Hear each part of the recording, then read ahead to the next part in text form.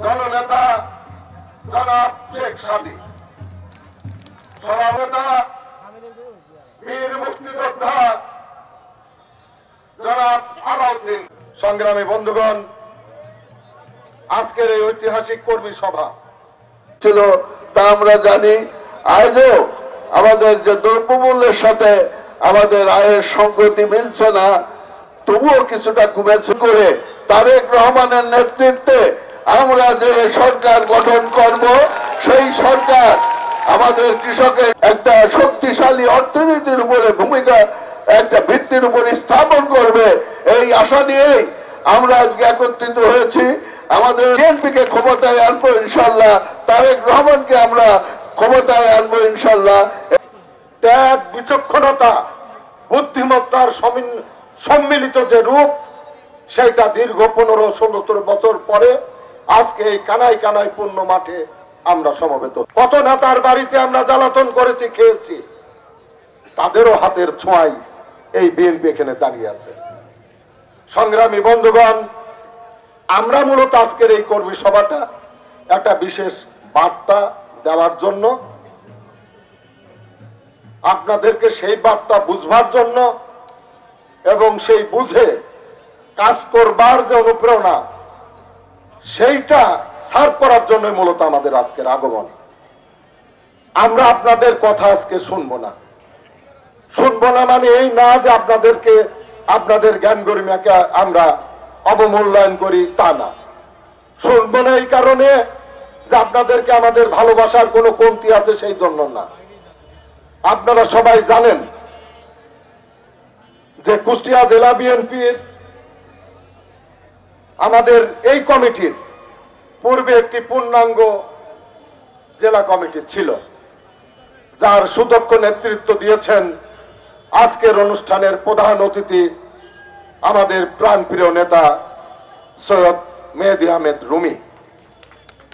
কুষ্টিয়াতে যে দুইজন অভিভাবক তুল্য ব্যক্তি, যারা প্রতিষ্ঠা লগ্ন থেকে এই দলের হাল ধরে অসংখ্য নেতা কর্মীর জন্ম দিয়েছেন, সেই দুইজনের একজন আমাদের ভেড়াভাড়া শহীদুল ইসলাম, আর আরেকজন হচ্ছে সৈয়দ মেহেদী আহমেদ রুমি। কক্সের সমস্ত নেতা কর্মী ঐক্যবদ্ধ হয়েছে। আপনাদের মাথায় চুলকানি পড়েছে, আপনাদের মাথায় হ্যাজ হয়েছে, আপনারা লজ্জা পেয়েছেন। সংগ্রামী বন্ধুগণ, এই স্বৈরাচারী হাসিনা সরকার বিগত 17 বছরে আমাদেরকে এই ধরনের কোন সমাবেশ করতে না দিয়ে ইচ্ছাকৃতভাবে আমাদের মধ্যে বিরক্তি সৃষ্টি করে রেখেছিল। তারা জানত আমরা যদি এভাবে বসতে পারি, আমরা যদি এভাবে মিটিং করতে পারি, আমরা যদি এভাবে আলোচনা করতে পারি, তাহলে আমাদের মধ্যে কোন দ্বন্দ্ব, সংঘাত, বিভাজন থাকবে না। তাই ইচ্ছাকৃতভাবে তারা আমাদেরকে বসতে দেয় নাই। আমরা যদি 5 জন একসাথে বসতাম ওখানে চা খেতে, তাহলে সেখানে পিছনে দেখতাম ডিবি দাঁড়িয়ে আছে।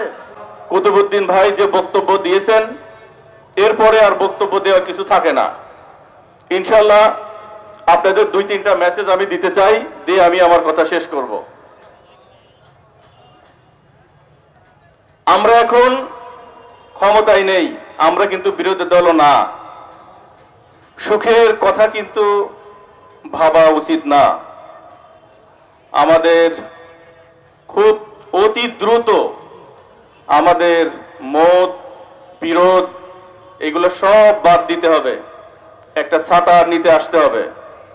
সামনের দিন আমরা যদি একটা ছাতার নিচে আসতে না পারি, আমাদের সাফল্য, আমাদের টার্গেট মিস হবে। এই দেশ নিয়ে গভীর ষড়যন্ত্র চলছে। কে কোন পথ পেল, কে কোন পথ পেল না, এইটা দেখার ব্যাপার না।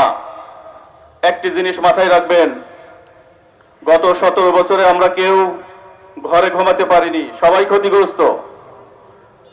কোনো কারণে পথ পরিবর্তন হলে আবার একই অবস্থা হবে। আপনারা সুখ চান না দ্বন্দ্ব চান? আপনারা সবাই এক হন। আপনারা যে এক, এটা তার প্রমাণ। রাজনীতি এইরকম হতে হবে, আমাদের মধ্যে সামান্য পরিমাণ কোনো দ্বন্দ্ব নাই।